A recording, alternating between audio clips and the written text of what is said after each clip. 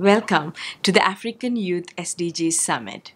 This summit is a fantastic opportunity to reaffirm the perspective of Africa's largest population, young people, and their role in achieving a better future for all of us and for future generations.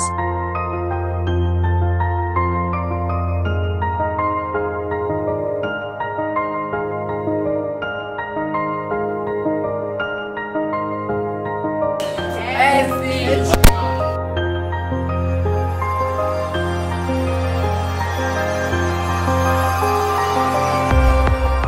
2 years ago, we started a journey right here in Ghana, and today we have gathered together in numbers from all over the continent to continue with the journey that we started to position young people appropriately within the discussions and works as far as our sustainable development goals are concerned.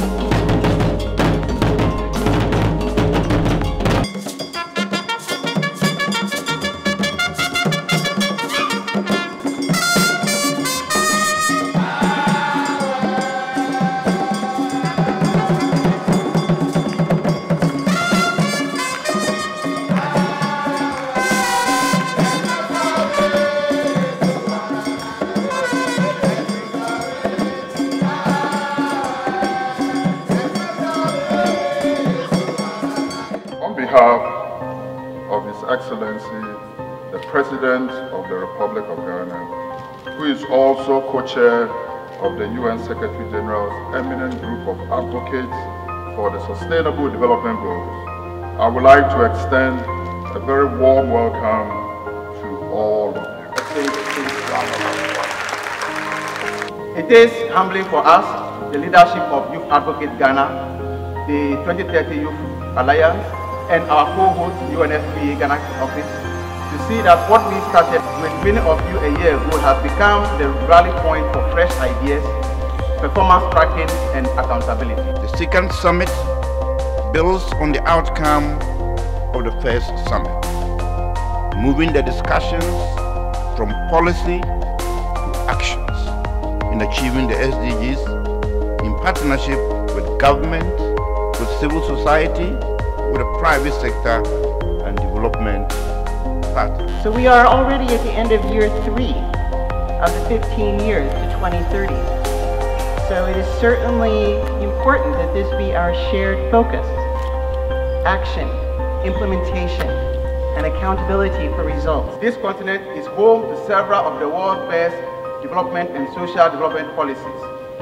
Ghana, my own country, is a learning center for several countries on the continent and the global south, who come to learn from us, but soon overtake us. Why is it so? We seem to lack the energy to follow through implementation of policies with the needed political, social, and resource commitment required to advance policies from documents to people's daily lives. For sure, we will not be able to realize the Africa we want by the Horizon 2063 if we do not invest in young people. There is no way the international community to succeed in the SDGs if we do not invest in young people. We can no longer afford to leave young people behind. If we want effective humanitarian action and hope for the future, we must embrace the full participation and priorities of young people. Investing in young people is an investment in humanity.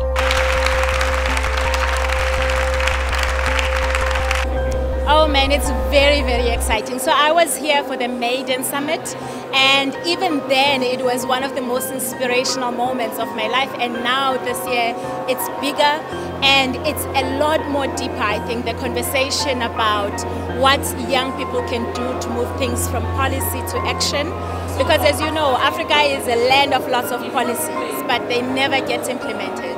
And so I think it's important that we're getting real about what it's going to take to act and transform this continent. When we look at Africa, and let's say we look at 2050, even now, we're going to have literally a quarter of the world's population on this continent.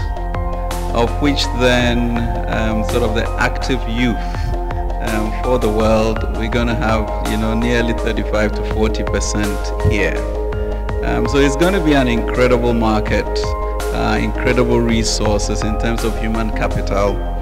And the challenge really for us today and then is whether we can transform this demographic blessing into a blessing or into a land where we are sending our people out because we are not opening up opportunities. Our experience around the world, and especially in Africa, is that whenever you give the opportunity to young people to co-create solutions to address social issues related to the SDGs, it's amazing, the amount of creativity and innovation that they show. For me, I have only one issue that I want to talk about, and it is to highlight the challenge of inequality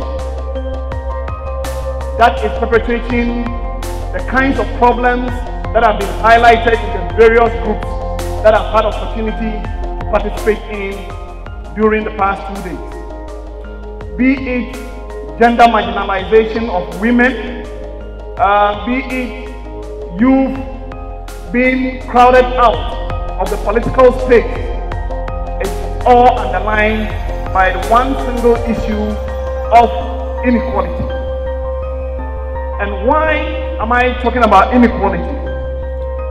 Inequality is increasing globally, and it is determining who has access to the productive resources to make you who you want to be. As a student, the aspect of the SDG that is so important to me is the number 5. That is the gender equality.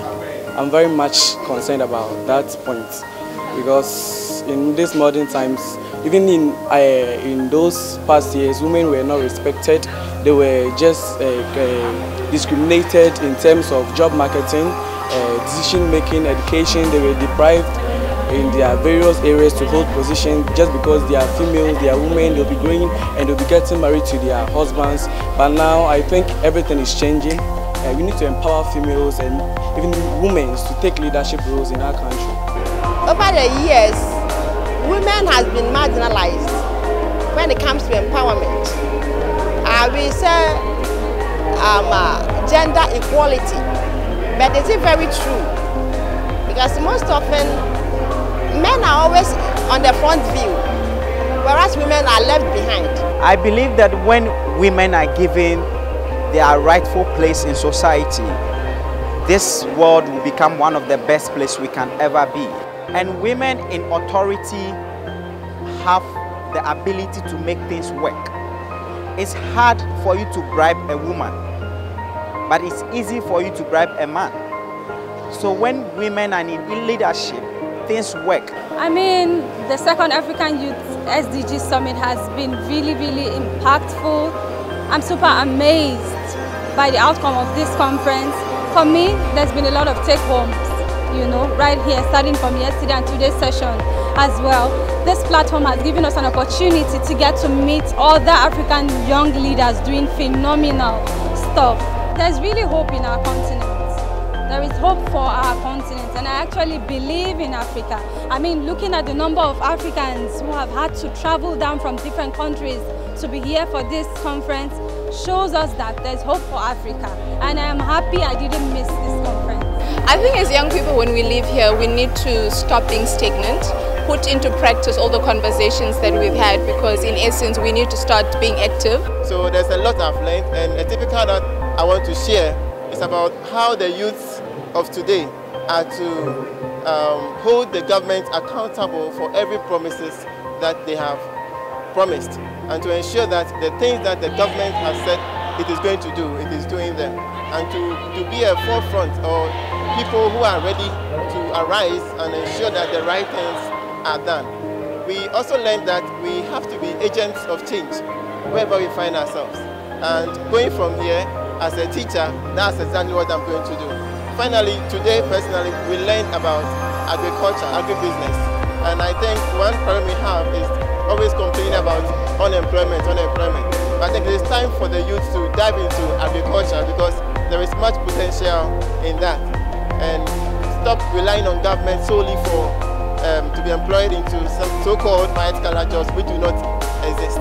There's one message that keep on coming, and that message is something like accountability, engagement to hold government accountable of the implementation of the SDGs.